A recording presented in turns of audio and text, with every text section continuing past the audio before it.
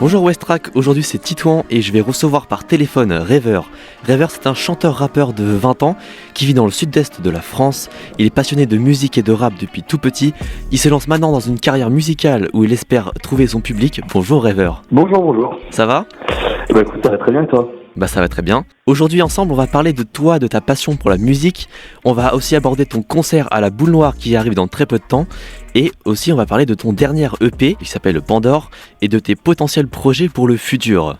Alors déjà avant de commencer, petite question, qu'est-ce qui t'a donné envie de te lancer dans la musique ? Alors moi je fais de la musique depuis pas mal de temps. J'ai commencé par la guitare, donc j'ai toujours été avec ces mélodies un peu de guitare qu'on retrouve pas mal dans mes sons que j'ai voulu apporter. Et ensuite j'ai beaucoup voyagé et c'est de mes voyages que je me suis plus inspiré pour faire ma musique. Notamment en Amérique latine, qui est un élément vraiment déclencheur de ma passion vraiment pour ces sonorités-là. Donc ça vient depuis tout petit. Ça fait depuis tout petit, je rêve de faire carrière artistique et donc maintenant il y a tout à faire encore. Le 5 avril prochain, ça sera ton tout premier vrai concert en salle à la Boule Noire. Ça sera ta première vraie rencontre avec ton public. Comment tu te sens à l'approche de cette date ? Hyper content, hyper hâte, surtout de faire ce premier concert. C'est un peu le rêve, je pense, de toute personne qui fait de la musique et qui souhaite déjà d'une rencontrer son public, parce que j'ai pas vraiment eu l'occasion de le faire. Et surtout, je trouve que c'est une occasion géniale de pouvoir partager des titres autres que via le streaming et via quelque chose qui est enregistré, parce qu'il y a quand même d'autres choses à partager, je pense, avec la musique sur scène. Et surtout là, comment nous on l'a travaillé avec de la musicien, enfin vraiment avec des vrais instruments. Donc je pense que ça va être, j'ai vraiment hâte en fait de faire ce concert. Est-ce que tu avais déjà fait d'autres concerts avant dans des bars ou dans des salles locales ? Non, vraiment c'est la première fois. Alors j'ai déjà joué dans des bars, faire un petit peu comme on dit un filage, c'est-à-dire comme les humoristes ils testent dans des petites salles, on teste dans des petits bars, dans des toutes petites scènes où il y a 10-15 personnes pour s'entraîner en fait, parce que affronter un public c'est aussi vraiment une expérience de scène qui est différente que juste faire du studio dans une pièce. Donc il faut affronter la chose avec un petit préparatif. Donc ouais, j'ai déjà fait 2-3 toutes petites scènes, mais aucune première partie ou aucun co-plateau de petits concerts à 200-300 personnes. Donc là, c'est vraiment le premier gros petit concert, entre guillemets. Donc vraiment, va falloir être prêt et je pense qu'on l'est. Et comment est-ce que tu appréhendes en quelque sorte le changement entre un bar, une petite salle de 15 personnes et là, la Boule Noire, une salle de 300 personnes ? Eh ben écoute, j'ai été pas mal accompagné. Pour être tout à fait honnête, c'est un projet qui est assez ambitieux qu'on a eu avec mon coproducteur Agoram, qui on s'est dit et on veut voir Rêveur sur scène, et moi j'étais très partant. Enfin, il m'a dit ce serait cool de faire Rêveur sur scène. Donc du coup, il a contacté pas mal de personnes qu'il connaissait dans le milieu de la musique, notamment Juliana, qui est une coach de danse, Vislo d'ailleurs, que j'ai pu avoir 2-3 discussions avec lui informelles, mais qui a pu me donner 2-3 tips, ou qui a travaillé d'ailleurs avec Nouvelle École, c'est le coach scénique de Nouvelle École, donc qui a coaché énormément de rappeurs, d'artistes,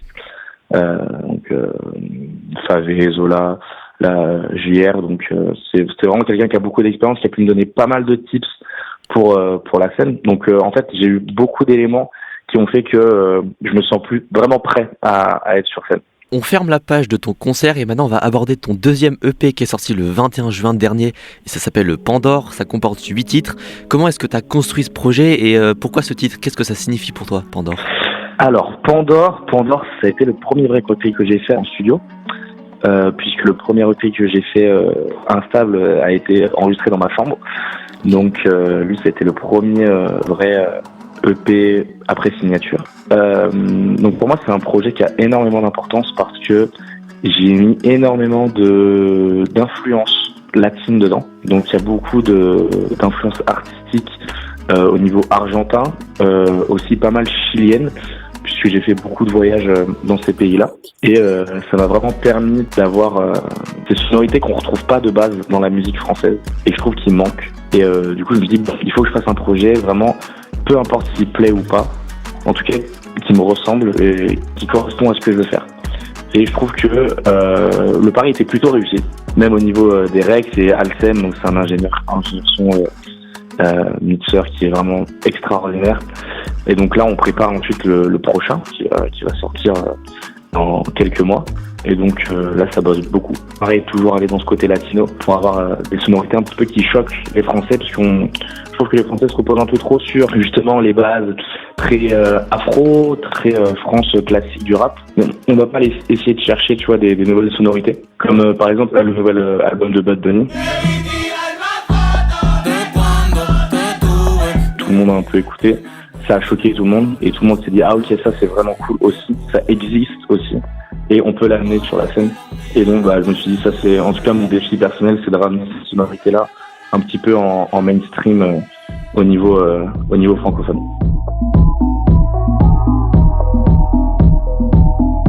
Sur un post Instagram pour annoncer la sortie de Pandore, t'as dit que t'étais parti en Amérique du Sud pour apprendre plus la musique latine et essayer de trouver de nouvelles inspirations. Et tu as dit, je cite, que ça ne t'a jamais fait autant évoluer musicalement. Comment est-ce que t'as ressenti cette évolution et comment ça se traduit dans ta musique ? J'ai fait plusieurs voyages en Amérique latine, d'ailleurs je repars dans une dizaine de jours. Premier voyage, j'ai fait au Mexique où j'ai rencontré pas mal de monde et vraiment je ne connaissais rien du tout à l'Amérique latine. Et en fait, c'est quand je commençais à aller dans les bars, dans les boîtes de nuit, juste dans la rue, il y avait vraiment des musiques des gens qui jouaient des instruments, qui jouaient des mélodies que nous en Europe, on n'a pas forcément l'habitude d'entendre. Ou en tout cas, si on l'entend, ça va être par exemple des hits ultra planétaires, style Gata Only.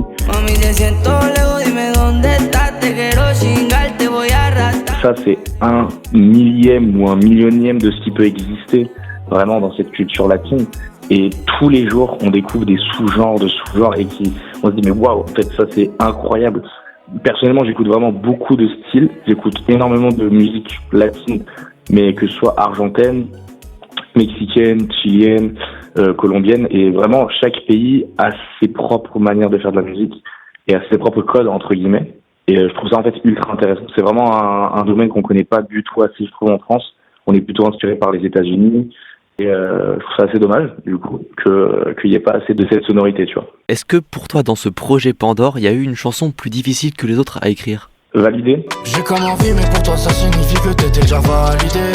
Parce que c'est une musique que j'ai écrite où je me suis vraiment embêté sur le texte.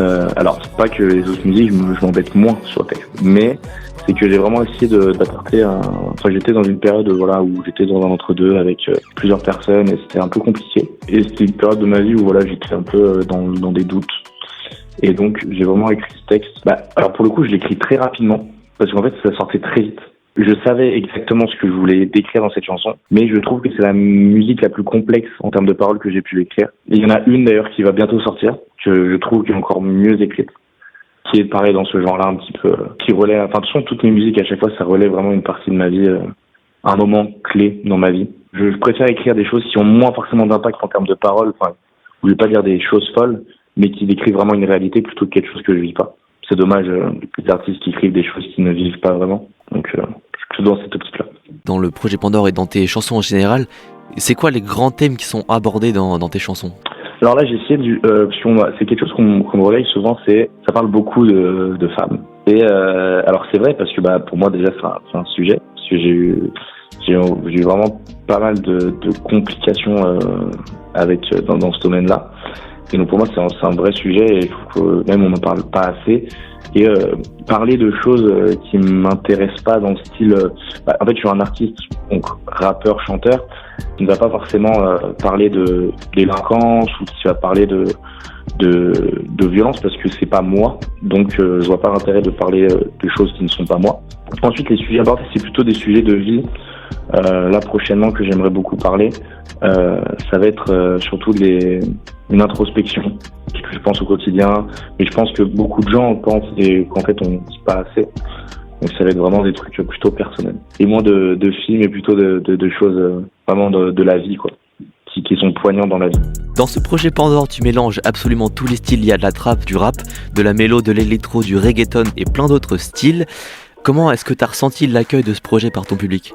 Écoute, j'étais plutôt satisfait, pour être tout à fait honnête. parce que c'est pas du tout, par exemple, beaucoup de personnes m'ont connu avec le titre 4-4 Merco. Mais j'ai changé dans le 4-4 Merco, de savoir fait péter l'Américo. C'est un titre que j'apprécie énormément et c'est un titre qui est vraiment différent de ce que je veux faire maintenant. Puisque c'est un titre que j'avais fait quand j'avais 16 ans, j'étais très très jeune, j'avais pas du tout la même mentalité que maintenant et je suis plus du tout la même personne qu'à ce moment-là. Et donc même le style que je veux faire maintenant n'a rien à voir avec le style que je faisais avant. Donc j'ai trouvé que l'accueil était vraiment plutôt bonne parce que j'ai pris des grosses prises de risques, par exemple avec Espoir où j'ai pris pas mal de risques avec l'électro sur la fin. Et j'ai pas ton temps, je te réponds après. Je rentre pas dans les codes, j'ai pas trop déjà tracé. C'est bon, ça me plaît, je finirai au ciel. Mais je me suis dit bon, c'est quelque chose qu'il faut faire et au final c'était super bien reçu. Pareil, il y a beaucoup, il y a du reggaeton en français, c'est vraiment rarement fait, en tout cas en France. Enfin, il y a très peu de titres en reggaeton français. Après, il y a plutôt de la mélo, il y a, comme tu as dit, un peu de trap. Donc en fait, j'ai voulu vraiment montrer cette diversité latine qu'on peut retrouver. Et encore, c'est une infime partie de ce que j'aimerais proposer. Mais du coup, petit à petit, j'aimerais commencer à pousser de plus en plus le curseur vers des sonorités qui sont de moins en moins entendues. Et donc là, le prochain projet, ça va envoyer un peu là-dessus. Tout à l'heure, tu parlais de Espoir. Moi, personnellement, c'est mon titre préféré de l'EP. Mais toi, c'est quoi ton titre préféré de l'EP ? Ah, c'est Espoir aussi. Bah super. C'est Espoir et la Otra aussi. Et la Otra, j'aurais pu avoir la vie plus simple d'un autre gars. Partir dans les îles, avoir une vida loca. J'aurais pu avoir tout ça au bout des doigts, juste au bout des doigts. Et je voulais absolument sortir parce que je savais que c'était un bon... Enfin, j'aimais beaucoup le titre. C'est un titre que j'aimerais énormément faire en festival et en concert. Est-ce que tu vas le jouer du coup le 5 avril ? Ah oui, bien sûr, Ok. Obligé. On ferme la page Pandore et on attaque maintenant à ton futur parce que tu as teasé il y a plusieurs sons sur ton TikTok dont un freestyle intitulé Freestyle en Thaïlande. Millions de nanas, je fais le tour de la Thaïlande en bacon. Elle me rappelle que c'est pas une tana, je rallume un zépo au milieu de la game. Est-ce que ces titres vont bientôt sortir ? Écoute, pas pour le moment. Le freestyle Thaïlande, non, pas tout de suite. C'était juste un petit freestyle comme ça, peut-être plus tard dans le futur, dans un album ou dans un autre projet, mais pour l'instant, non, les freestyle Thaïlande, non. Surtout que j'en ai fait plusieurs, mais j'en ai sorti en vidéo, mais j'en avais écrit plusieurs. Et par contre, là, je crois que c'est le 7 mars, sur mon tel qui sort. C'est un titre qui va sortir avec une multitude de titres par la suite. On va recommencer à être actif. J'ai pas été inactif, mais c'est que maintenant ça prend vraiment beaucoup plus de temps qu'avant. Parce qu'on travaille avec des équipes et du coup, je suis plus tout seul en fait à prendre les décisions, la direction. Enfin, vraiment, on est plusieurs à travailler là-dessus pour essayer de faire les choses au mieux, évidemment. Donc c'est vrai que sortir un titre maintenant, ça prend plus de temps, c'est plus d'énergie. Mais du coup, dans quelques semaines là, un nouveau titre qui sort, mon tel. Très très content de ce titre. Je suis plutôt fier de ce titre. Et donc une petite dernière question, donc tu as dit que tu avais un projet en préparation pour cette année, il arrive plutôt en fin d'année, en milieu d'année, il arrive à peu près quand ? Ah, c'est bientôt. Ça va drop bientôt. On va être milieu d'année. Un projet, ce serait là pareil, ça va être encore plus diversifié qu'avant. Ça va être un petit pari, mais je pense que ça peut le faire. Et avant de terminer cette interview, quel titre est-ce que tu aimerais faire découvrir aux auditeurs qui ne te connaissent pas encore et qui aimeraient apprendre à te connaître ? Ça, c'est une super question.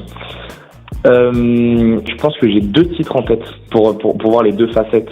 Donc, il y a La Otra, pour moi, qui introduit très bien le style latino, un petit peu trap, où il y a un peu de mélodie, mais en même temps, ça kick.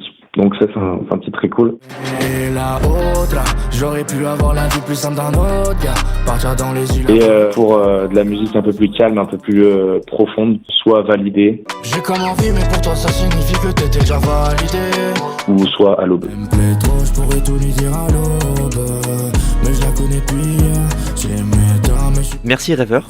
Eh ben écoute, merci beaucoup à toi. Et donc foncez écouter Rêveur sur toutes les plateformes si vous voulez découvrir son univers, et notamment, il nous l'a dit il y a un instant, La Otra Validé ou encore À l'aube. Merci beaucoup. vieni, vieni, questa sera